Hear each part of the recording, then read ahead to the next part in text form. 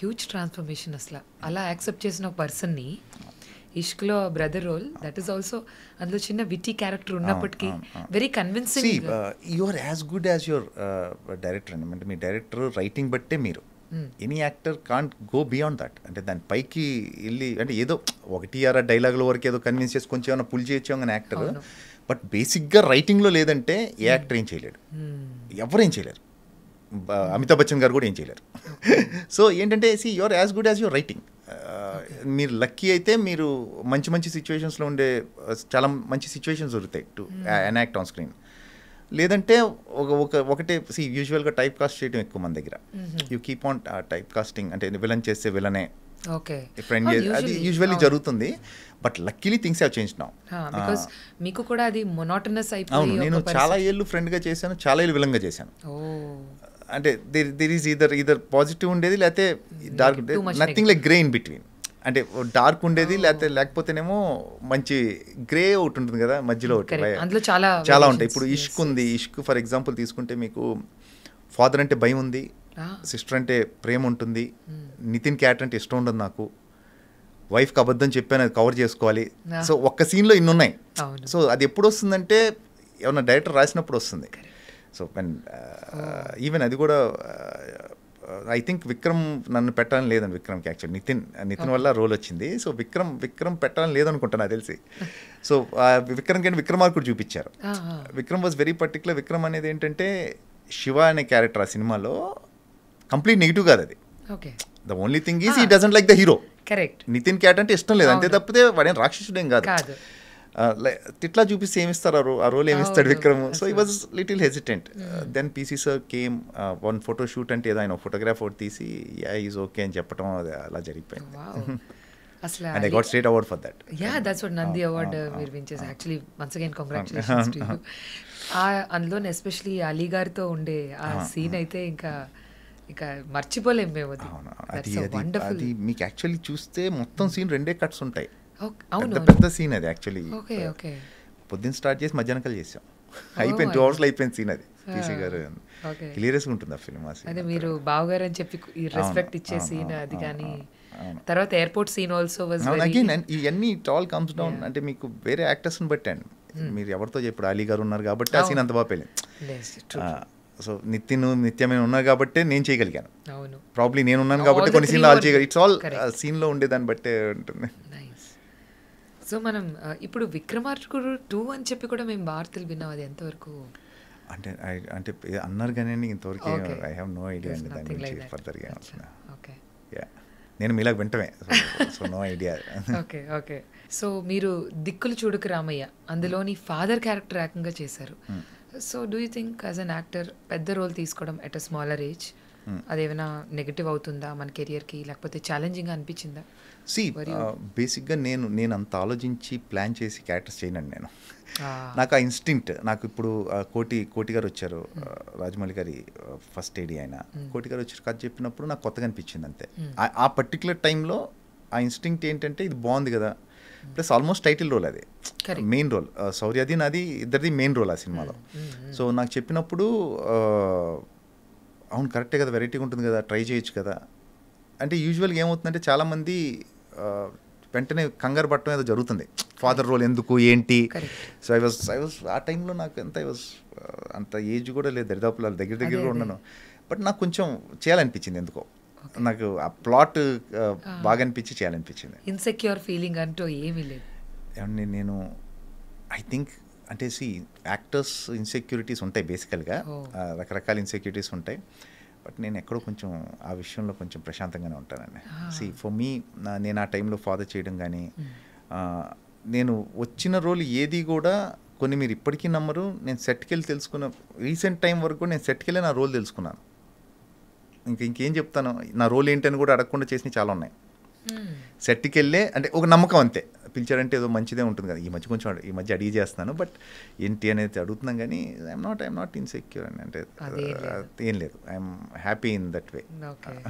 మీ పర్సనాలిటీని 3 wordsలో డిస్క్రైబ్ చేయాలంటే what are those 3 words that you tell? Easy going అని కొంతవరకు.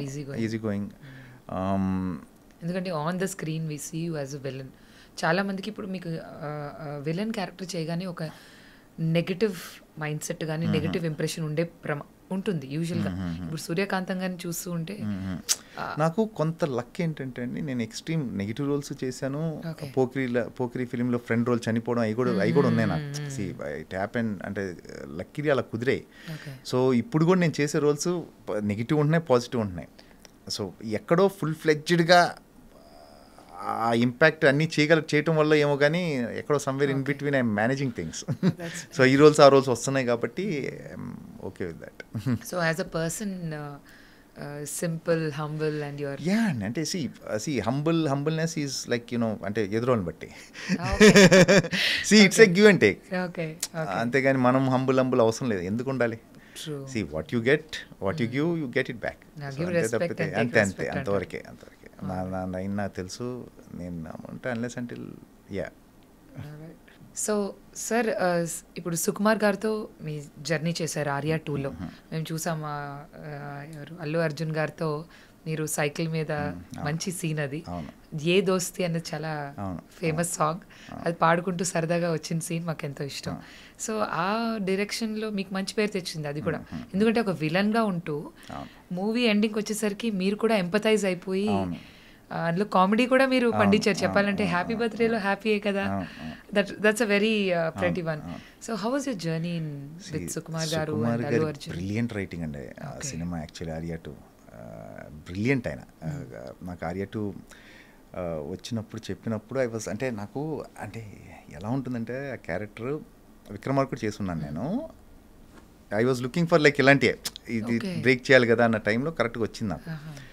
హ్యాపీ బర్త్డేలో హ్యాపీ కదా అన్నాం. కానీ నాకు అంటే దాని మీద అంటే ఆ సీన్ మీద ఆయన వర్క్ చేసింది ఊరికే మామూలుగా ఆయనకి గుర్తుందో లేదో. నేను అప్పుడు ఒక 3-4 hours మాట్లాడి ఉంటారు ఆ సీన్ మీద. ఆయన రికార్డింగ్ ఓన్లీ ఒక్క సీన్ మీద ఆయన చేసే వర్కౌట్ అది. 3-4 hours ఆఫ్ లైవ్ రికార్డింగ్ ఉంది. అంటే ఈ సుబ్బిరెడ్డి క్యారెక్టర్ ఏంటి, ఆర్య క్యారెక్టర్ ఏంటి, వీళ్ళు కలిసి ఎలా మాట్లాడతారు, సుబ్బిరెడ్డి ఎలా రియాక్ట్ అవుతాడు, ఆర్య క్యారెక్టర్ ఎలా రియాక్ట్ అవుతుంది, ఇలాంటి సిచ్యువేషన్లో దీని మీద ఒక 3-4 గంటలు రికార్డ్ చేశారు ఒక సీన్ మీద. ఆఫ్టర్ ఆల్ ద ఎఫర్ట్ చేస్తే మా పేరు వచ్చింది. అంటే ఇమాజిన్ చేయండి ఎంత పని చేసి ఉంటారు ఆయన, సుకుమార్ గారు ఎంత వర్క్ చేసి ఉంటారు దాని మీద. ఒక సినిమా అంటే ఊహించండి ఇంకెలా ఉంటుంది ఆయనతో. పుష్ప నాకు ఇప్పుడు పుష్ప ఉందండి, పుష్ప 1 చేసినప్పుడు కానీ 2 ఇప్పుడు సుకుమార్ గారితో వర్క్ చేస్తున్నప్పుడు కూడా ఆయన ఇచ్చే చిన్నవి కొన్ని ఉంటాయి డీటెయిలింగ్. అరే నాకు తట్టలేదేంటి, అంటే 20 years నుంచి ఉన్నాం కదా, ఇది నాకు తట్టలేదు, ఇది ఐడియా ఇలా ఎందుకు ఆలోచించలేదు అని నెక్స్ట్ టైం కూడా ఆలోచించి పెట్టుకున్నా కూడా ఈ will come with another idea. అంటే అవును ఇది మనం ఆలోచించాలి కదా, ఈ క్యారెక్టర్లో ఉండాలి కదా, మా పని కూడా ఆయన చేసేస్తారు. సో యా, నాకు సుకుమార్ గారి సినిమా కానివ్వండి, ఇప్పుడు రాజమౌళి గారు కానివ్వండి, వీళ్ళందరితో పని చేయడమే అది అక్కడే లెర్నింగ్. మీకు నాకు రాజమౌళి గారు అప్పుడు లుక్ ఎలా సస్టైన్ చేయాలి, ఎట్లా హోల్డ్ చేయాలి, ఒక రియాక్షన్ అన్నీ నేర్పించారు. సో ఇట్స్ లైక్ ట్రైనింగే. Day to day still learning. అలా సుకుమార్ గారు, అలానే త్రివిక్రమ్ గారు, అలానే గుణశేఖర్ గారు. సో దే ఆర్ ఎంత హరీష్ శంకర్ కానివ్వండి, వంశీ పైడిపల్లి, అదే అంటున్నాను మీకు, సురేందర్ రెడ్డి, వీళ్ళందరితో వర్క్ చేయడమే లెర్నింగ్. అంటే ఒక్కొక్కరితో ఒక్కో స్టైల్, ఒక్కొక్క డైరెక్టర్తో ఒక్కో స్టైల్. సో అన్ని స్టైల్స్ మీకు అర్థమవుతాయి యాజ్ అన్ యాక్టర్. ఇదంతా ఏంటంటే మీకు మీ ఫిల్మోగ్రఫీకి ఒక ఎక్స్పీరియన్స్ లాగా వెళ్తూ you will be good. Especially ఆ సీన్లో ఫస్ట్ అయితే మీరు కత్తి పెట్టేస్తారు, చాలా రౌద్రం కనిపిస్తుంది. ఆ తర్వాత వెంటనే మీరు ఎంపథైజ్ అయిపోతారు, తర్వాత ఫ్రెండ్ అయిపోతారు, తర్వాత ఏడుస్తారు. అసలు రైటింగ్ అసలు మీకు అసలు మామూలుగా ఉంటుందండి. ఆ ఫిలిం రైటింగే వేరే లెవెల్లో ఉంటుంది. అసలు కామెడీ కూడా ఎంటర్టైన్మెంట్ ఉంటుంది, ప్లస్ ఎవరు ఎంటర్టైన్ చేయాలని చేయరు, సిచ్యువేషన్సే ఉంటాయి. బ్రిలియంట్ రైటింగ్ సుకుమార్ గారు. అల్లు అర్జున్ గారితో మీ ఎక్స్పీరియన్స్? అంటే మామూలు చాలా డెడికేటెడ్ హీరో అండి. ఎంత కష్టపడతారంటే ఇప్పుడు పుష్పలో స్లాంగ్ నాకు తెలిసి ఇప్పుడు చిత్తూరు రాయలసీమ వాళ్ళకన్నా కూడా ఈయన బాగా మాట్లాడతారని నా నమ్మకం. వాళ్ళకి తెలియని పదాలు కూడా ఈయనకి తెలుసుంటే, అంటే చాలా హార్డ్ వర్కింగ్. ఒక్కొక్క సీన్ ఒక్కొక్క డైలాగ్ ఎలా చెప్పాలి అంటే నెంబర్ ఆఫ్ విషయాలు ఆలోచిస్తారు నేను అనుకుంటున్నాను. ఎందుకంటే వర్క్ చేయడం చూస్తున్నాను కాబట్టి చాలా చాలా చాలా ఆలోచిస్తారు ఆయన. ప్లస్ దానితో తోడు సుకుమార్ గారు. సో ఇద్దరు కలిసి సో ఒక డెడ్లీ కాంబో వాళ్ళిద్దరిది. అంటే ట్రస్ట్, మ్యూచువల్ ట్రస్ట్ ఉంటుంది చూసారా, ఒక యాక్టర్ డైరెక్టర్, హీరోకి ఒక డైరెక్టర్కి ఉండాల్సిన ట్రస్ట్, అది నాకు తెలిసి 100% ఒకరినొకరిని బాగా నమ్ముతారు. So your role in Pushpa 2 we are all waiting to get some ఏదైనా మంచి పుష్ప 2 గురించి ఏదైనా మంచి మాట చెప్పండి which we don't know. I'm not allowed to talk much about Pushpa 2 because ఉంది కాబట్టి, but I can say one thing, it will be the biggest ever. మీకు మీరు అంటే Pushpa you think is good into 5 to 10 times ఉంటుంది పుష్ప, ఆ లెవెల్లో ఉంటుంది film. I'm pretty